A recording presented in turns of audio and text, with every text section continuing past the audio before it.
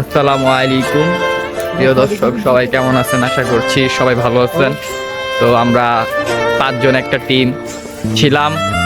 দীর্ঘ 1 মাস আমরা আরইসি ফ্রিজের কাজ অলমোস্ট কমপ্লিট করে ফেলেছি। ইতিমধ্যে আমাদের এক ভাই মোহাম্মদ ফজলে হাসান উনি চলে যাচ্ছে আমাদের মাঝ থেকে বিদায় নিয়ে। ফজলে হাসান ভাই, সবার উদ্দেশ্যে যদি কিছু একটা বলতেন।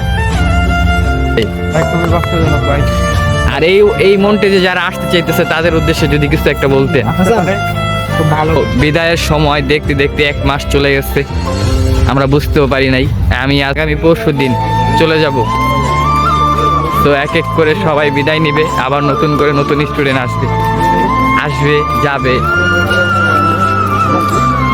তো সব ভাইয়ের মনটা খুব খারাপ, কারণ চলে যাচ্ছে।